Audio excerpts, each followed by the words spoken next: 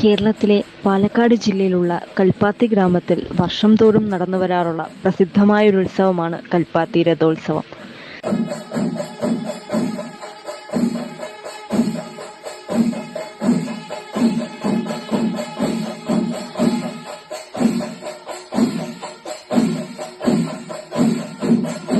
ശ്രീ വിശാലാക്ഷി സമേത വിശ്വനാഥസ്വാമി ക്ഷേത്രത്തിലാണ് രഥോത്സവം നടക്കുന്നത്. ഈ ക്ഷേത്രത്തിലെ പ്രധാന പ്രതിഷ്ഠകൾ പരബ്രഹ്മമൂർത്തിയായ കാശി വിശ്വനാഥ പ്രഭുവും ഭഗവാന്റെ പത്നിയും ആദിപരാശക്തിയുമായ വിശാലാക്ഷിയുമാണ്. ശ്രീ ലക്ഷ്മീനാരായണ പെരുമാൾ, മന്തക്കര മഹാഗണപതി തുടങ്ങി ഗ്രാമത്തിലെ മറ്റ് ക്ഷേത്രങ്ങളിലെ മൂർത്തികളും ഈ രഥോത്സവത്തിൽ പങ്കുചേരാറുണ്ട്.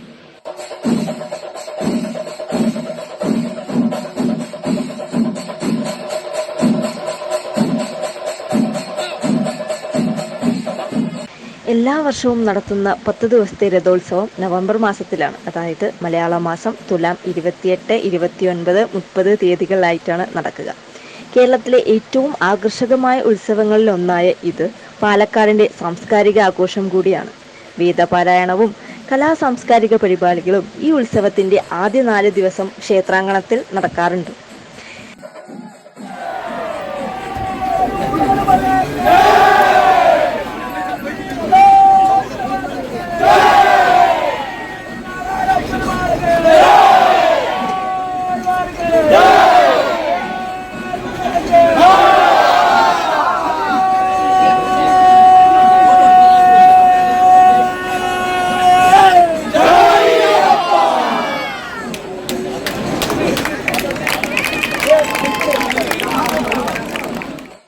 ക്ഷേത്രത്തിന് 700 വർഷത്തോളം പഴക്കമുണ്ടെന്ന് കരുതപ്പെടുന്നു.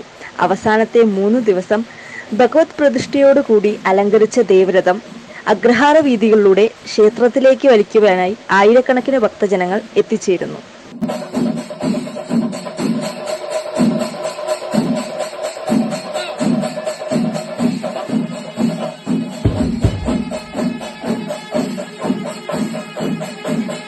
പുരാതനമായ ഈ ക്ഷേത്രം നിലാനദി എന്നറിയപ്പെടുന്ന ഭാരതപ്പുഴയുടെ കൈവഴിയായ കൽപ്പാത്തിപ്പുഴയുടെ തീരത്താണ്. ക്ഷേത്രം AD 1425 നിർമ്മിച്ചു എന്നാണ് വിശ്വസിക്കുന്നത്. വടക്കേ ഇന്ത്യയിലെ വാരണാസിയിലുള്ള പ്രസക്തമായ കാശി വിശ്വനാഥസ്വാമി ക്ഷേത്രം സന്ദർശിച്ചു മടങ്ങിയ തമിഴ്നാട് മായാവരം സ്വദേശിനിയായ ഒരു തമിഴ് ബ്രാഹ്മണ സ്ത്രീ കൊണ്ടുവന്ന ശിവന്റെ ജ്യോതിർലിംഗമാണ് ഇവിടെ പ്രതിഷ്ഠിച്ചിരിക്കുന്നത്. കാശി വിശ്വനാഥസ്വാമി ക്ഷേത്രവുമായുള്ള സാമ്യം കാരണം കാശിയിൽ പാതി കൽപ്പാത്തി എന്നൊരു പഴഞ്ചൊല്ല് തന്നെയുണ്ട്.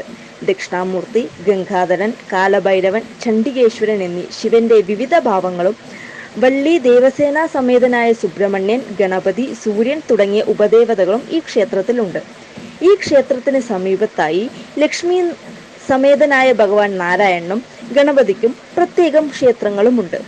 ബ്രാഹ്മണരുടെ അഗ്രഹാരങ്ങൾ സ്ഥിതി ചെയ്യുന്ന കൽപ്പാത്തി ഗ്രാമം കേരളത്തിലെ ആദ്യത്തെ തമിഴ് ബ്രാഹ്മണ കുടിയേറ്റ പ്രദേശങ്ങളിൽ ഒന്നാണ്. ശിവക്ഷേത്ര നിർമ്മാണത്തോടനുബന്ധിച്ചാണ് ഇവർ ഇവിടേക്ക് കുടിയേറിയത്.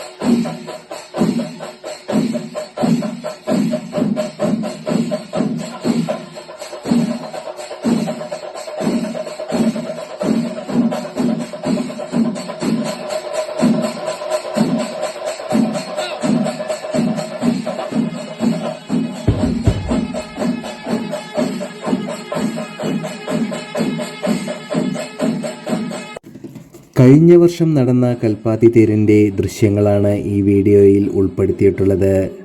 ഇത്തരത്തിലുള്ള കൂടുതൽ വീഡിയോകൾ കാണാൻ ചാനൽ സബ്സ്ക്രൈബ് ചെയ്യുക. നന്ദി.